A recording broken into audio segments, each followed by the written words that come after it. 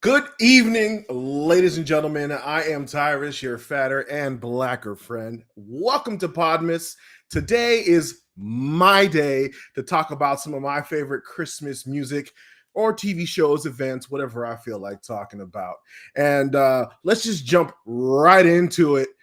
I mean, when the season comes around and you got the eggnog going and you turn on the radio or you go to the gas station or walk to the store, you hear Mariah Carey. I mean, every time I see this album cover, I understand for the next couple of weeks, you're going to be bombarded with All I Want for Christmas Is You. I mean, it's just as pleasant as pollen in the spring. It is ubiquitous. You can't go anywhere without hearing it. So you just sit back and take it. Now, granted, this is the highest selling Christmas song of all time, but enough is enough. We need something else. There's so much more out there to enjoy in the holiday season other than Mariah Carey capitalizing on the holiday spirit. And she's even writing books. I mean, there you see it right there, the Christmas Princess. Now, you guys know I'm taking a shot at Mariah Carey, but I'm not the only one, and here's why. Like, she took Christmas spirit a little too far, and she proclaimed herself the Queen of Christmas. All right, she tried to trademark it along with QOC and Princess Christmas. Then a contender entered the ring by the name of Elizabeth Chan. She claimed this title last year on her album. She challenged the trademark and she won. She blocked Mariah from using the Queen of Christmas, QOC, and Princess Christmas. And she even dropped it on her Twitter feed. As you can see right there, Queen of Christmas. Now, some say by her doing this, she's kind of rubbing it in. I think it's more securing her position in her own image. And she took advantage of her resources a little faster than Mariah Carey, which is why she won. And the thing is, honestly, guys, I have no idea who Elizabeth Chan is. I don't. And apparently all she does is Christmas music. And I really haven't heard any of her songs. I mean, you guys might play something. I'm like, oh, I heard that in a movie or something. Maybe, but that's it. Nothing really. Look, I'm not a Scrooge. I'm not a Grinch.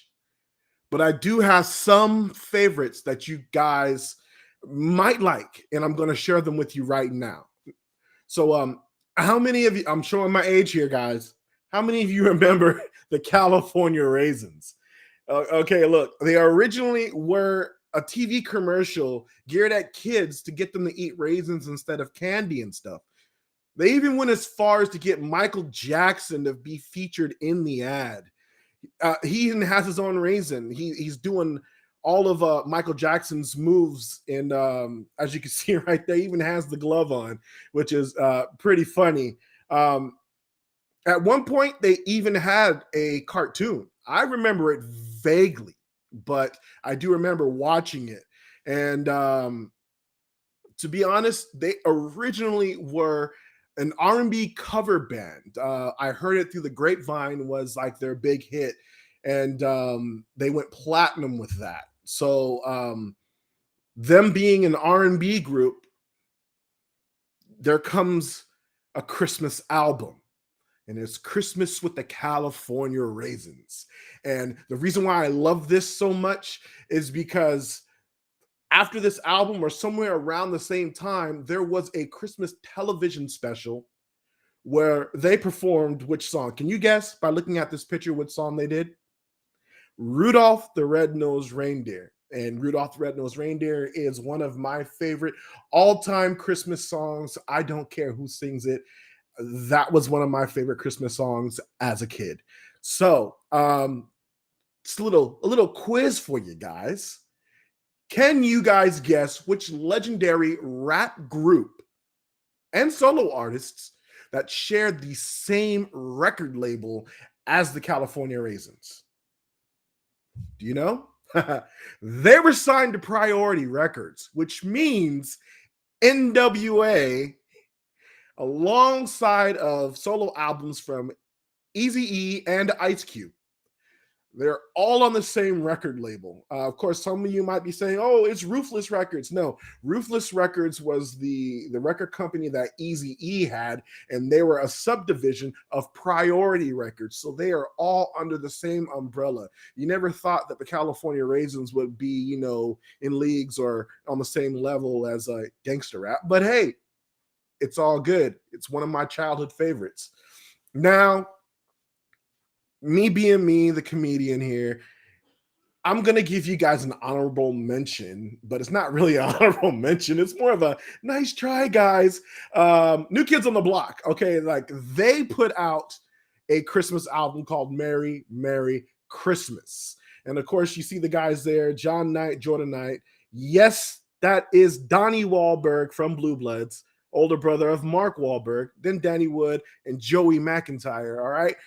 They're one of the original boy bands, aside from New Edition being the second boy band behind Jackson 5, in my opinion. They attempted to rap a song, and it was called Funky Funky Christmas. And it's pretty cringe, guys. But it made me laugh so much, and I'm just laughing right now about it. And that's why it made my list as one of my favorite Christmas songs. But let's get a little bit more serious here, guys.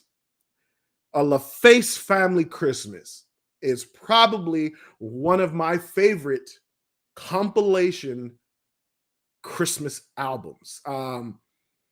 It came out in 1993. I was still in high school, and it featured the artists on the label, whether they were already solidified or they were up and coming. It had 10 songs from Tony Braxton, TLC, A Few Good Men, MacArthur, Usher, and Outkast.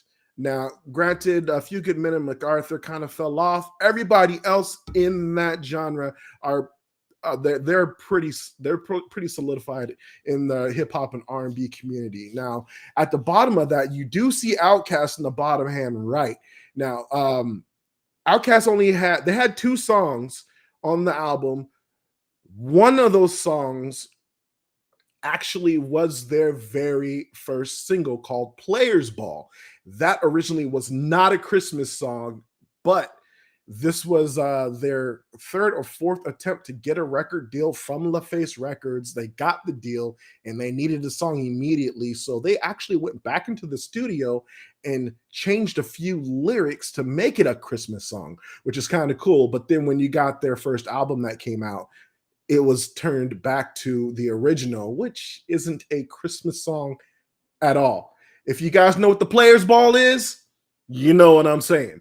But anyways, for my very favorite off the top, number 1 and number 2 favorite all-time Christmas songs, they are both done by Luther Vandross. And come on, guys, you cannot hate on Luther. Luther is the man. May he rest in peace. My favorite things, originally from The Sound of Music, that musical back in the day.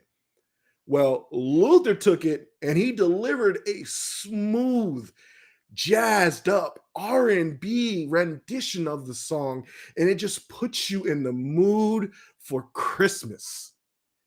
And after a long day of family, presents, food, and suffering through Mariah Carey and Elizabeth Chan singing in New York, I just want to relax and play Luther's Have Yourself a Merry Little Christmas. That is my number 1 Christmas song of all time. That's my list. And I just want to thank you guys for tuning in to Podmas with the Fat and Black Connection. Thanks to Mark and James for allowing me to spread my holiday joy, if you want to say that, on the show. And of course, we'll see you guys all the way up until Christmas. You guys take care. Happy holidays.